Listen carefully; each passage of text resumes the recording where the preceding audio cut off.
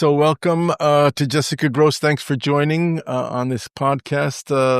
Jessica is a wonderful journalist who, among other places, writes into the New York Times, and that's where she caught my attention. So welcome, Jessica. And I guess being that my area is the effect of neurology on the human mind, and I just recently published a book on that, maybe I can ask you, Jessica, if you had to pick one sort of hot topic as far as you're concerned, and it doesn't maybe even have to be technology, but I suppose it's probably something that'll have to do with America and our changing social landscape all across the board. What would it be? What's the burning issue?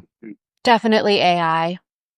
I mean, I think, too much of my free time fretting about its potential impact and just all of the unknowns about the rapid adoption of this technology, that the people creating it don't even know quite how it works. And I worry a lot, not just about sort of the neurological and social impacts, but, how it's going to affect job creation and retainment, and, just how it has the potential to remake society quickly in ways that I don't think have been fully thought through. On the other hand, as a journalist and a skeptic, I also feel it's really hard to know whether the claims about its future progress and potential are real or just really deeply sold by the people who make it and believe in it. So I think journalistically, it will be an interesting 10 years going forward. If humanity even survives that long, I don't know. But definitely that is the hot topic for me, and I think a lot of other thinkers in this space. Yeah, I don't think it's just for you. Even the people who designed AI, they signed not one, not two, but I think it was 3 petitions, including Elon Musk and Sam Altman and these other people who urged a pause to AI because, in their words, it represents a great threat to humanity. Right. Wow. And off we go. But to really simplify it and to provoke it, I mean, it's all about neurology. The human brain is programmed to seek reward, and laziness is a reward mechanism. And AI provides wonderful creative opportunities, I suppose. And in medicine, it provides wonderful research opportunities. But and I think AI has so many definitions. I mean, when we're using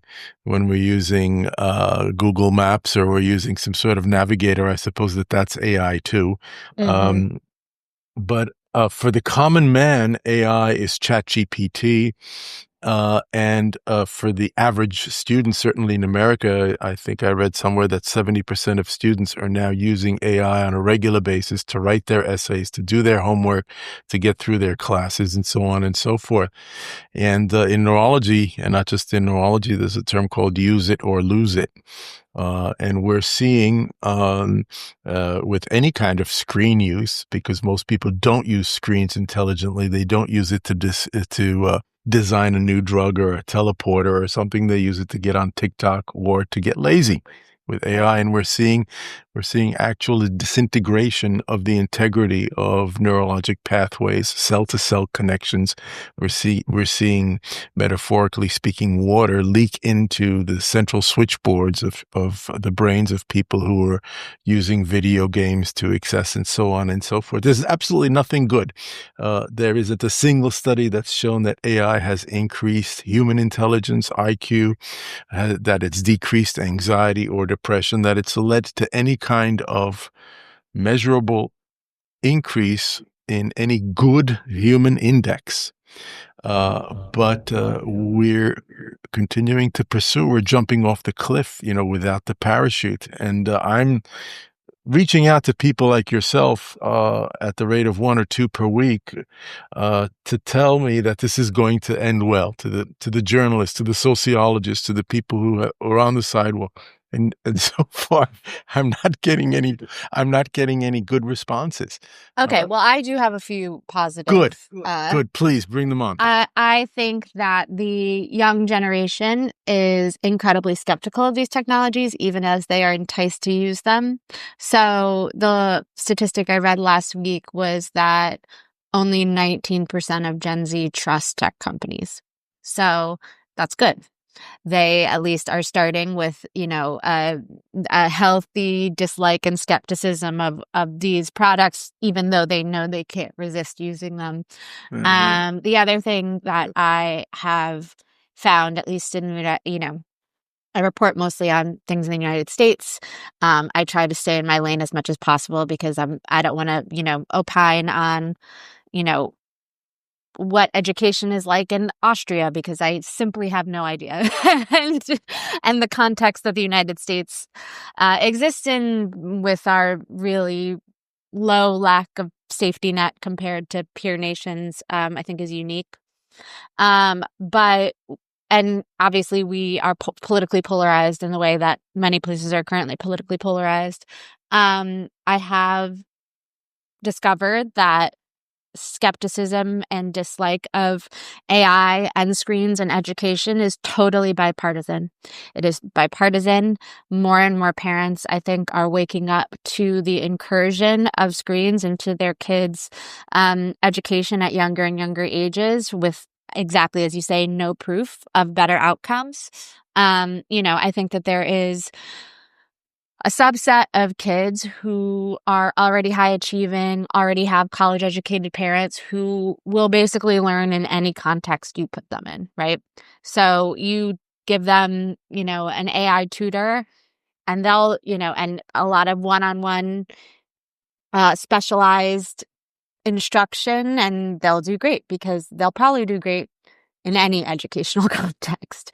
But I see now I'm already going away from the positive and going towards the negative. But I do think or fear that at least when we're talking about K through 12 education, the gap between the haves and the have-nots is just going to widen. And I wrote a column, maybe it's within the past year, about how it seems like the future will be that wealthy children have human teachers and poorer children get bots.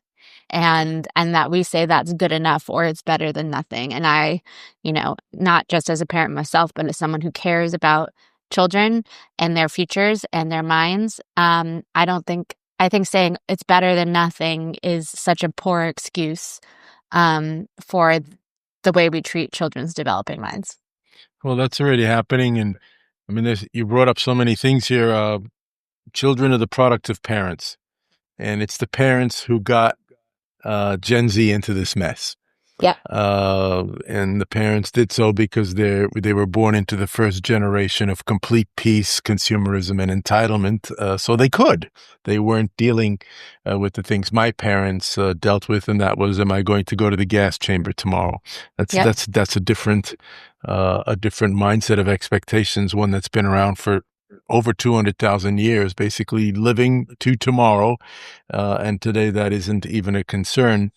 I think of most of us because we're ignoring the things we shouldn't be ignoring, and we're paying attention to the things we shouldn't be paying attention to. But yeah, you brought up.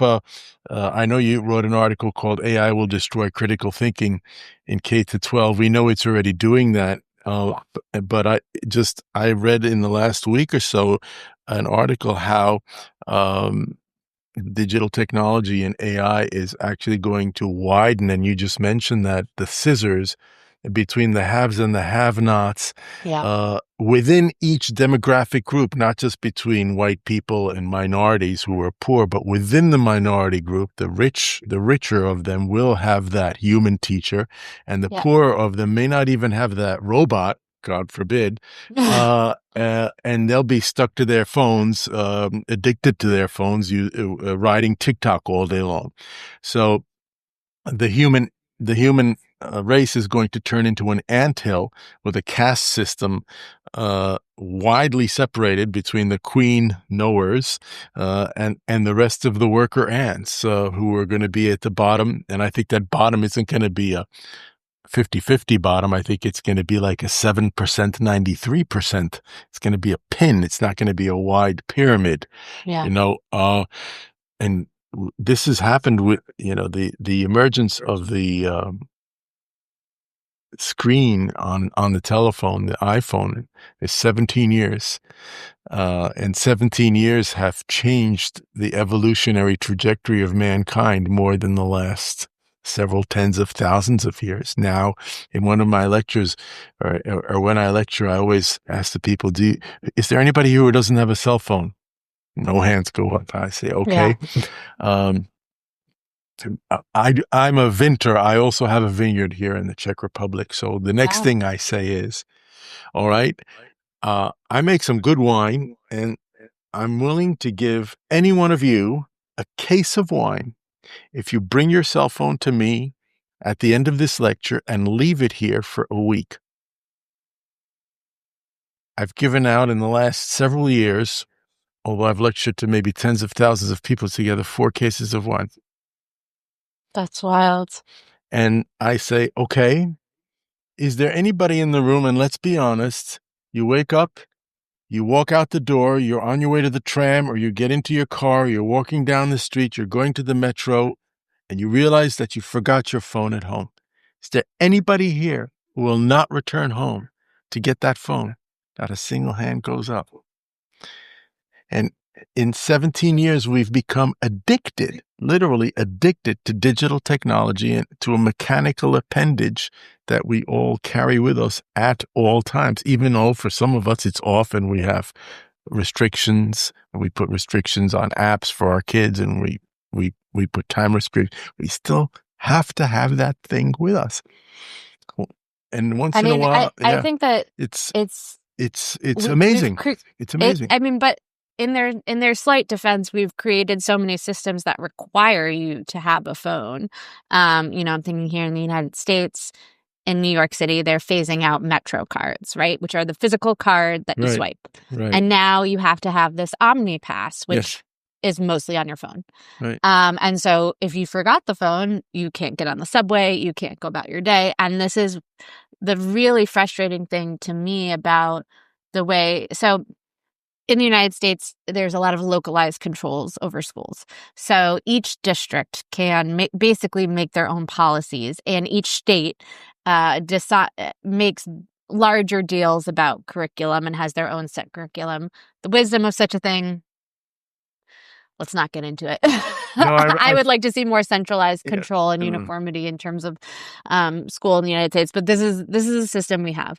So lots of districts in post 2020. So we had this big, as the economists say, natural experiment where everybody had to go online. All the kids went online, and a lot of school districts took the wrong lessons, I think, from that, and they moved all of their curriculum to be digital. And so, when I write about screens in schools, I will hear from parents saying, my kid can't, they cannot do their assignments or hand in their assignments in class unless they have a phone. Right. Because of the way the district has structured the curriculum to be digital only.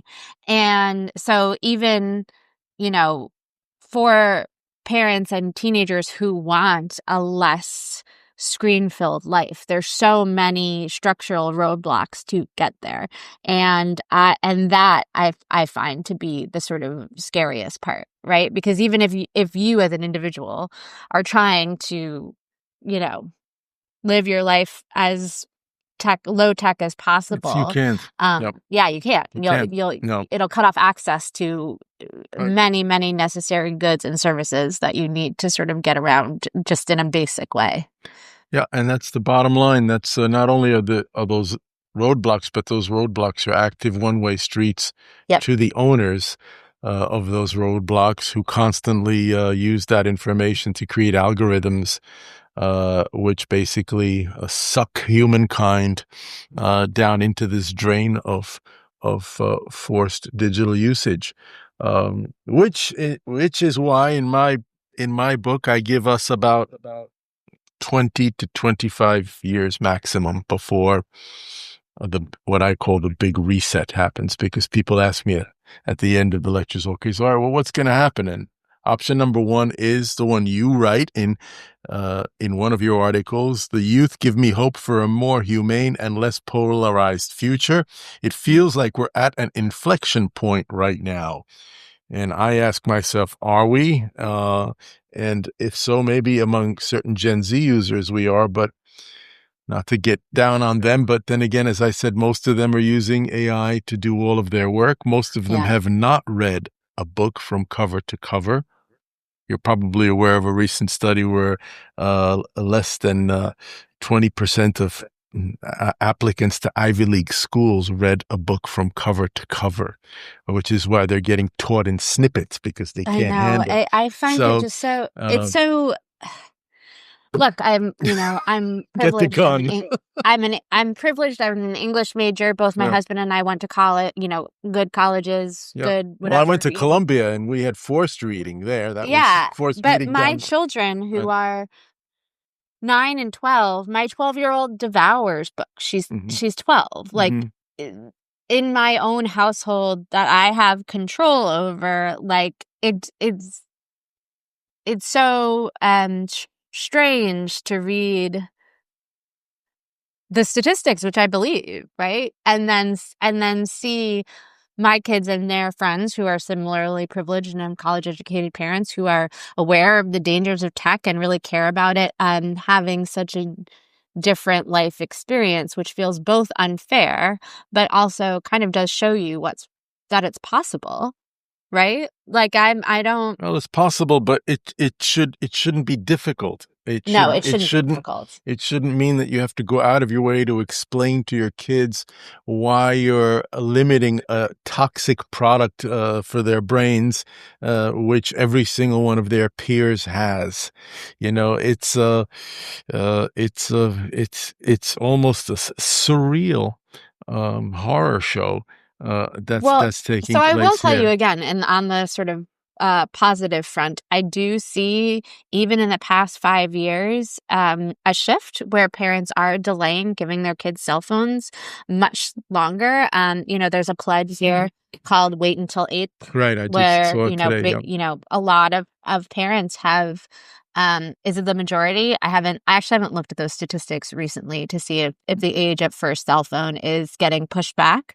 But at least anecdotally, I do feel like there is, even just I think I have to give Jonathan Haidt a lot of credit. Oh, he's our Because hero. Yes. I really do Yeah. think that he raised awareness Yeah. of the downsides in such huge way. I can't think of any other public intellectual who has made such a sort of concrete change in this area. And so I really do think that more and more parents are waking up to, why? Just why are we doing this? And the insight of his that I really appreciate the most is that kids are totally unprotected in the digital realm, and then overprotected out in the world. Sure. And so it's also really important to me, and I really wish more parents, this is the part where I'm like, gosh, I wish more parents would be like this. Like, I started letting my kids go to the corner store, the bodega, by themselves when they were in 3rd grade, because that seems normal and appropriate to me. Like, they need to learn how to be out in the world. They need to learn how to make change. They need to go, You'd probably get arrested for child neglect in New York. I know, for that, but that's the thing. I mean, just the amount of insane hovering. It's insanity. I mean, my parents, look, my parents are in their 70s, and my mother, they started walking to school alone when they were in kindergarten. Yeah. Like, just the sort of infantilization of kids out in the public world, and idea that they can't do anything by themselves or shouldn't be allowed to do anything by themselves. I don't get it. No, that brings us back to the parents. I mean, I'm older than you, probably at least by a generation. But I think that for both of us, my parents punished me by locking me in a room, and today's parents would punish kids by sending them out and taking away their iPhones. Yeah. Uh, but it all comes down to the parents in this age of entitlement, and of false political correctness and false, not that there isn't such a thing as political correctness, but maybe overblown political correctness and correctness in general. Parents have become afraid of their children. They think their children think as adults do, and they think that their children have rights. And as far as I'm concerned, children have absolutely no right to anything that can be bought. They have a right to love, they have a right to be raised, and they also have a right to learn to make mistakes on their own and to recover from their mistakes, because guess what? Neurologically, the brain learns most by making mistakes. It doesn't learn when things get handed to it. We're back to that, and we're back to the Gen Z. And I take your point on them being skeptical. I think they're skeptical of everything. I guess who wouldn't be? But I think they're also skeptical of democracies working. I think they may be skeptical of citizen involvement, assuming that they even know about it. My question is, do they have the intellectual wherewithal to actually do something that's proactive rather than just passively not getting involved in toxic stuff? Yeah. Will I they be mean, able to raise children effectively? honestly, my bigger concern right now is that they don't seem to be forming romantic relationships. And I really don't get. So I think that they need, I don't know, it sort of remains to be seen. I think the ones who so far have been active and activists really seem to care and it's just like, well, they sort of have the stamina to continue the work. And will it be enough? We'll see. Well, also, you're absolutely right that, trust and faith in all institutions is absolutely cratered. I focus a lot on health in the United States also, and just the lack of trust in absolutely life-saving vaccines is one of the most depressing things that I've ever seen in my entire life. I'm begging anyone who is vaccine skeptical to simply read a single book about a person who lived before 1950.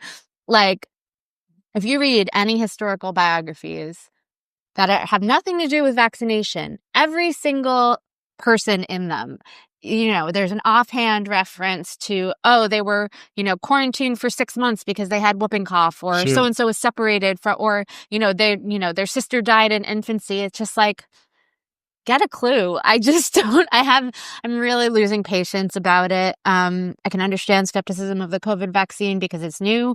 People are scared of things that are new and they don't want to be guinea pigs, but measles, like, come on. This is a proven. I know. I'm It's a just mess. so, It's a mess. honestly bereft at this point. No, it's a mess. It's a mess, truly. It's a mess, and it's a mess all across the board because, the whole idea of a single truth has vanished. Now everybody's entitled to their own version of the truth. And they put that truth out there on their social media accounts, or they look at the social media accounts of other people to create a bubble effect to which they belong. Everybody's entitled, as Moynihan said, everybody's entitled to their opinion, but they're not entitled to their own facts. But everybody has their own facts, and they brandish them as if they were the truth. And nobody has the courage to say, you're simply dead wrong. Prove it. Prove it. So we have the president we have the Secretary of Health who we have, and these are neuropsychological disasters. as an aside, I'm absolutely amazed that no prominent neurologist, and unfortunately I'm not prominent enough, has stepped forward demanding a psychological assessment of these two men and those around. I mean, this is such flagrant pathology that we have. They tried it in the first term, and it Yeah, just, you know, it's difficult. It's difficult. I mean, I'm mostly at this point, I'm very angry at Congress, because they could have stopped at least some of these excesses, especially around what RFK is doing, and they are being cowardly and choosing not to. And I know many of them know and know that what is happening is wrong and disagree with what is happening, but care more about staying in office than standing up for what they know to be right. And there's one senator in particular, Bill Cassidy, who approved RFK and is a doctor, and he absolutely knows better. And so I feel very sad and angry about all that. But you know, all we can do is vote. I can write. I can express my displeasure and try to get the right information out there and wait it out. Well, you know, we sort of have this same issue in Europe. Europe is. I still go back and forth to the U.S. Are you a dual citizen? Yes. Yeah. I don't go back and forth as much as I used to because I've become a big fish in a small pond over here. But I can tell you the stuff that we're talking about, the real bad stuff, is basically global now. We may be a little bit behind. We may be a little bit lower on the percentage points, but we still have the young people walking down the sidewalk with their cell phone in front of them, banging into the street pole, and we still have the same silliness going on in our politics, with a complete absence of role models. Probably not as bad as Dumbo in the White House, but because I don't think anybody can beat him, because he's serious pathology. But it's there. So my question to you, and I guess to the New York Times op-ed board, there have been a few articles saying something like, well, the Democrats, sort of to paraphrase, Democrats are kind of useless. They remain still useless, but at least they picked a really good time to be useless. That was something like that was in the op-ed yesterday. Well, listen, we don't. You know, so I can only vouch for my own opinion. I know. So I have no comments on that. No. But so the question is, let's say you and I get to craft an ideal world or an ideal political campaign. What would that campaign look like? It would be centered on self-control, on a return to values, on strengthening education by returning to traditional models, which of course would require more money and better trained teachers and so on and so forth. But who cares? We've got the money.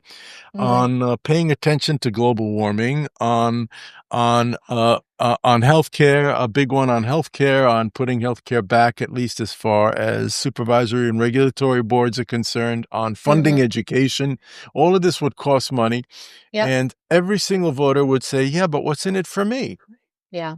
I mean, you know, the United States in particular has always had such a anti-intellectual streak.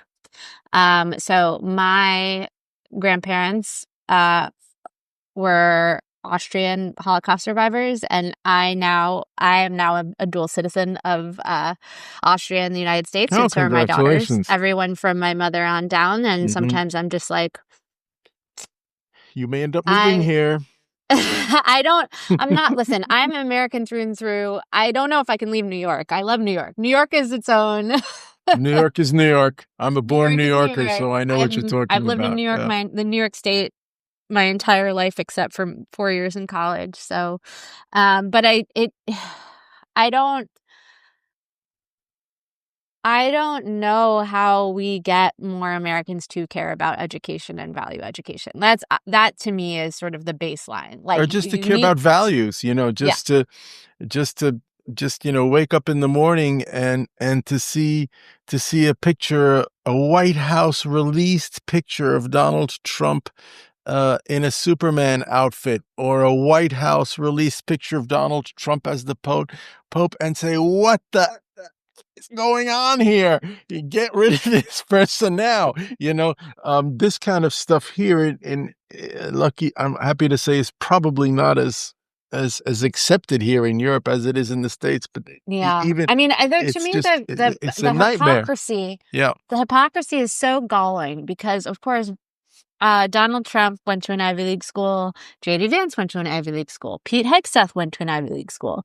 They're decrying elite education as after being beneficiaries of elite educations, which is what they also want for their children. sure. And so, I just don't understand why their supporters are unbothered by this just bald hypocrisy. Like it's right in front of your face. It's not even pretending. And I guess it's like, their line is, oh, because we are products of this world, we can fix it. We can tell you the rot that's at the base of it. But it's such a con, Yeah. It drives me absolutely crazy that they're destroying this thing that they have benefited from and that they, Barron Trump goes to NYU. Like, what are you talking about? I mean, it just honestly, there are no words. It makes no sense. I spent especially so much time trying to make RFK's collection of beliefs make some sort of intellectual sense because he's, against antidepressants, but he's pro ketamine, and he's against, certain treatments, but he's pro testosterone. And it's like, this is not you will drive yourself crazy trying to make it intellectually consistent because it just absolutely is not. And they don't hold themselves to that standard, nor did the people who trust them. So, you asked about sort of what is a platform. I think at this point in American politics, it has absolutely nothing to do with any platform positions. It has to do with a sense of authenticity, X factor that voters appreciate. So I feel like Bernie Sanders had that. I feel like AOC has that. And again, it has absolutely, the set of values could not matter less. The set of platform positions just don't, I'm not saying they don't matter anymore, but it has to do with this sort of X factor that voters sense or that they don't. And do I like that? No. I wish people would educate themselves about actual policy and understand what they were voting for, but that's not going to happen anytime soon. So I guess I more just hope that opposition candidates can be sourced who have that sort of charisma, authenticity, whatever it is that is, allows them to reach people and convince them that they are fighting on their behalf. Well, hopefully, I mean, that X factor that you mentioned is called feeling. Because when, again, back to the neurology, when a person is deprived of their societal identity, of their personal identity through forced digitalization into that world that you mentioned, where you have to become part of something that you have no control over. You have to have that credit card. You have to have that iPhone to hand in your homework. You have to. Somebody comes along and, like Trump, and those like him, and says, I completely appreciate your position, and I'm basically going to create a wall. I'm going to put the elephant into the porcelain shop, and I'm going to break everything down because I understand where you're coming from. Their message is a message of destruction. Their message is not a message of creation. Their message isn't, I'm going to empower you to make your own individual decisions, and I will support you in making those decisions. You'll never hear that word out of anybody in the White House. It's the opposite. It's, I'm going to build your wall, quite literally, such as the one between the U.S. and Mexico, and keep you safe. That's not what democracy is about. That's what totalitarianism is about, or at least, at the very least, authoritarian states, and that, of course, is what the not just the U.S. but what the world is becoming. So we're really approaching near suicide here in this discussion. I've got to reach for something to pull out to to have a happy ending, but I think that maybe we really shouldn't look for a happy ending. Maybe we should hope that several things will happen, that more and more points of light that you've discussed, be they individual or small groups, will start to merge, that the spreading of the scissors between the haves and the have-nots and the thinkers and the non-thinkers will stop, and that when the reset does come, when somebody does pull the plug, that it'll be as painless as possible, because the only thing I think that will change the trajectory of humankind, as has been the case so many times before, will be, unfortunately, I hate to use the word, but some sort of form of mass suffering, Yeah. or at least mass sacrifice. I'm going to hope it's going to be sacrifice and not suffering. And that, from the point of view of evolution, is a good thing, because evolution, at the end of the day, we are biological animals. We're not philosophically aloof from biology. And evolution doesn't give any free rides, and it doesn't reward laziness. It doesn't reward comfort, and it certainly doesn't reward equality or homogeneity. In fact, evolution exists because of stress. Continued, sublime, ongoing, manageable stress, and not total comfort and having your food delivered to your door every day. So let's hope. Yeah, I mean, I guess the other thing that, like I said, I read a lot of history, and so when in my sort of darkest, bleakest moments, I sort of think back to that in every era there are challenges. I think tech is the challenge of the day. Absolutely. I don't think that we have figured out a productive way to deal with it yet, but it is still frankly so new. But you know, you for good. Every time I get too worked up about predicting the future in a bad way, I also think you can't predict the future in a good way. So Good. Well, we're going to we hope. have to unfortunately greet whatever happens. Right. But I do think, your insight about the lack of control. I think so many people just feel so buffeted by these larger forces, whether they are technological or economic, and the rapid change that's occurring. And I do think that there has to be some kind of reckoning. I don't know what that's going to look like, or will it happen sort of slowly? I don't know. But I do. It's in my book. But I can't wait to read it. I'm not going to give it away. But anyway, thanks so much. I don't know how much you're on the New York Times staff, but thanks a lot for what you guys do.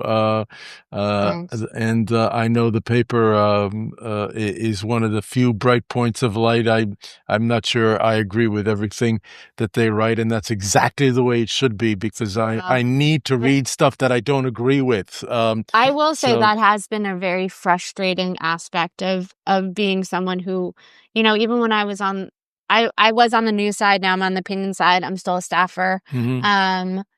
I think certain people's need for validation and absolutely everything to validate what they already think creates its own bubble. And look, I have blind sides, and I'm sure I have issues that I'm totally dug in on, and I'm not as open as I should be to changing my mind when presented with new facts. But if any person or source is consistently, agrees exactly with you, like, you should be worried about that. No, I know that. It's not good. I'm sort of one thing you may not know about me is that I come from a very old Czech family. My great grandfather, in addition to being one of the co-founders of the country, founded the country's oldest newspaper before Czechoslovakia was formed, and it became sort of the New York Times equivalent. It was a very pro-democracy, pro-government newspaper. And that newspaper lasted until early this year. Mm. and it was swallowed up by the demand for internet reading and by the absence of paper demand, paper newspaper demand, and also by the continued decline of good intellectual journalists, as well as the public's desire to read good intellectual journalism. I know it's a chicken and an egg problem. It's kind of like McDonald's and the hamburger. There's so many McDonald's because people like hamburgers, or vice versa. To me, thank God, there's still the New York Times, the Washington Post, Atlantic Magazine, and these other beacons. Because when they go, if they go, that's the end. Because then there is really nothing. There is nothing left, because it's so important. The role of journalists and journalism and debate in journalism today, in light of what we've just been talking about, when you really look at it, it's probably the last life raft, because people aren't reading books that much, but some people are still reading newspapers, be it via paper or be it via the digital screen. So thank God it's still there. Yeah, well, thank you so much for having me. I really appreciate it. You're welcome, and good luck to you and to all of you there. And as I said, we'll send you the link. And if there's anything that I can do to provide more evidence to you at the neurologic end, let me know. I appreciate that. And I should tell you, so my Viennese grandparents, my grandmother's family, were the rabbis of Prague, like way distant in the past, and like the myth of the golem, yes, is her, great ancestors. Wonderful. So she was, originally her family came from what is now the Czech Republic, and then moved to Vienna. Yeah, I think shortly before she was born. So she was born in Vienna. Yeah, my great-grandfather, we also come from a very, very old Jewish family. My great-grandfather was the founder of the then, because it wasn't Czechoslovakia even, it was the Moravian Jewish Confederation. So he was... Well, maybe we're related. Her last name was Low. Of course. L-O-W. Yeah. Rabbi Low. Well, Rabbi Low is the one who created Golem. Yep. So both my daughters have the middle name Low. That's so nice. That's the sort of, because my mother, it's my mother's family, and her brother only had girls, and so at least in our line, in our lineage, the name is dead. But it was always I always loved her. Have you come to Prague? Have you visited? No, my husband lived there for a while, and so we need to go. You need to go. You yes. need to go. I know. I've been to Vienna multiple times. I love Vienna. It's better than Vienna. Vienna is a lovely city, but Prague is a fantasy. Prague is amazing. I wanted to study abroad in Prague, and my father said, I am not paying for you to drink Czech beer.